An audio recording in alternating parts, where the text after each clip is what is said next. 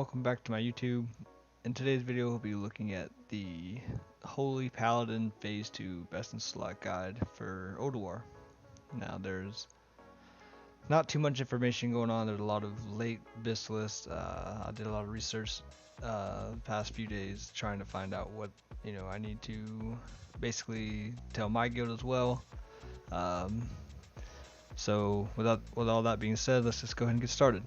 As you see here, this is what the majority of it is. We're gonna go over it here in a minute, but as for myself, here's my logs for Nax and EOE and Obsidian Sanctum. Now, I'm not the best.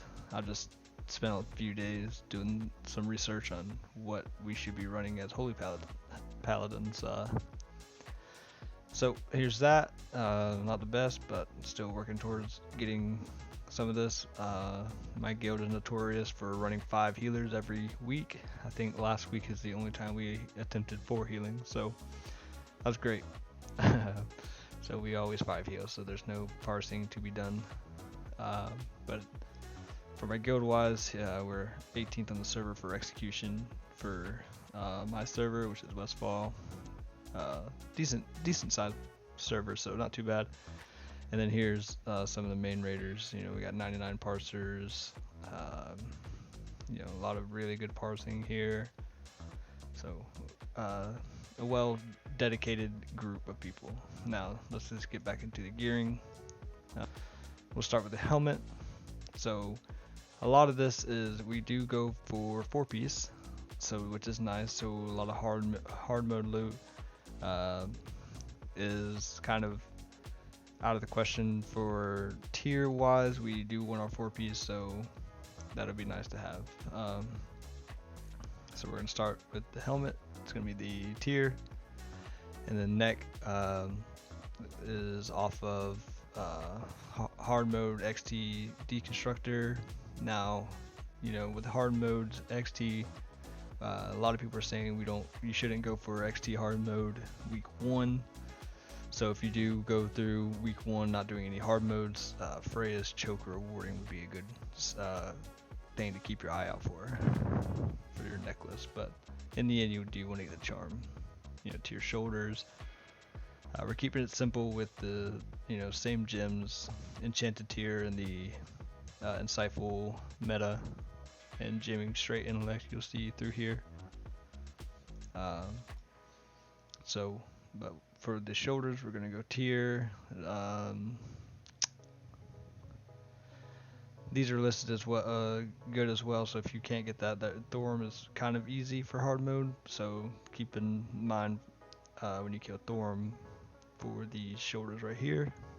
And then for the cloak, drape of the Sullen Goddess off of Freya hard mode, which I've heard Freya hard mode is also pretty hard as well. So Pennant Cloak is still a good second option. It's really good. And then you also got the Ulduar Trash Drop. If it's on here, yeah, here it is. Shroud of Alteration. So keep an eye out for these. These are, if you got the Pennant Cloak, you're good. Just replace it with Sullen Goddess. Let your other Holy Paladin or whoever needs it get the Shroud of Alteration. Pennant Cloak is still really good. So that's good for the cloak. Now for your chest, this is your only off piece for the tier wise. Breastplate of the Devoted, off of XT deconstructor hard mode again. A lot of pieces coming off of there, but you also got the court studded harness, wherever that is. If I can find it here.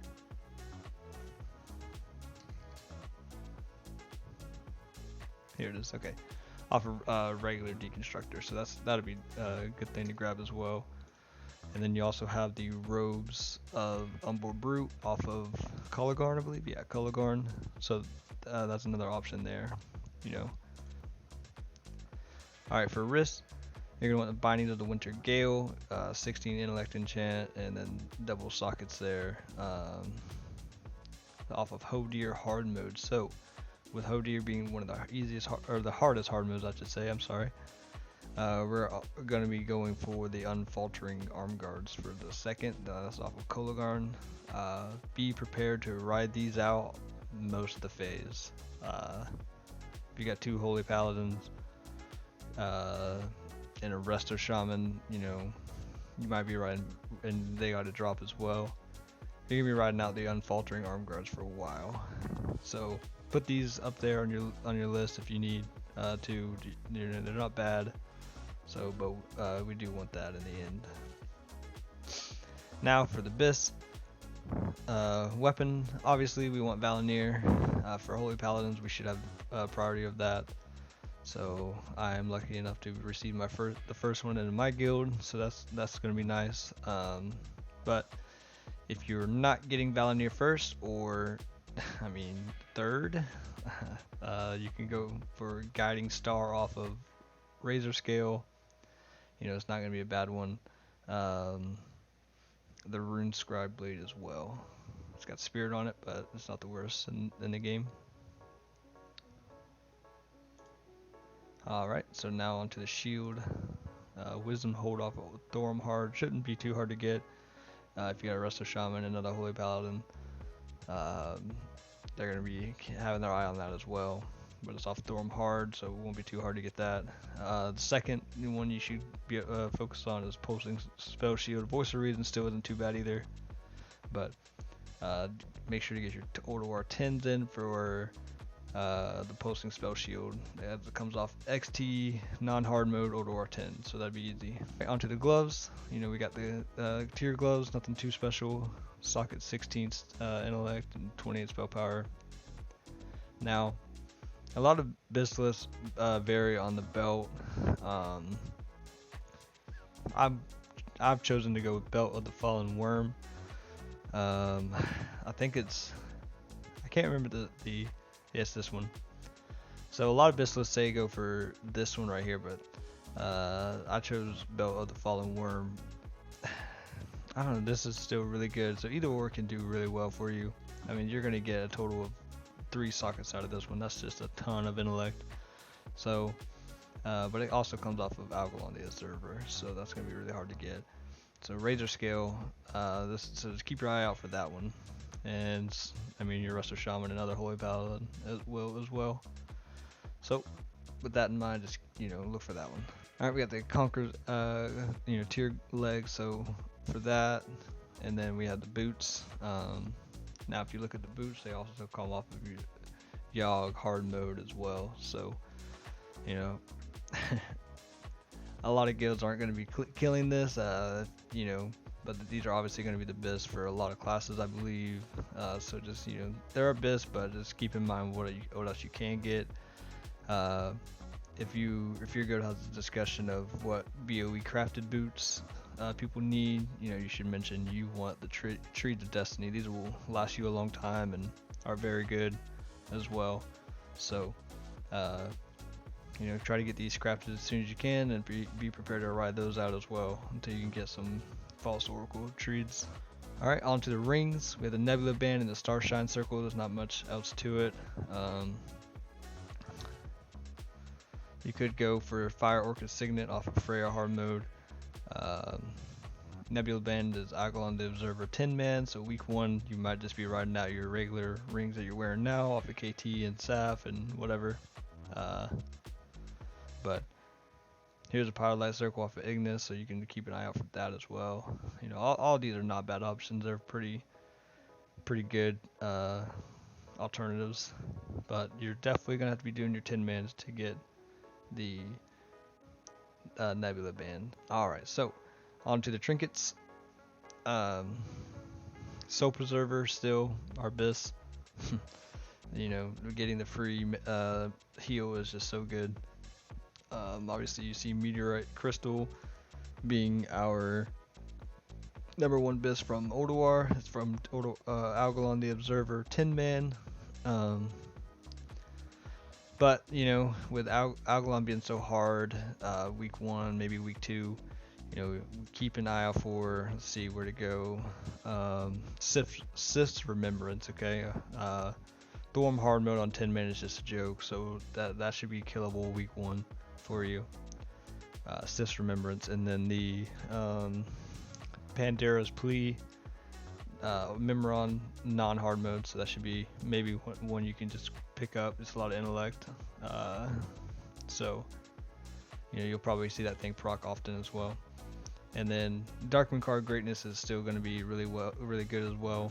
So if anything, just run Soul Preserver DMCG for a while.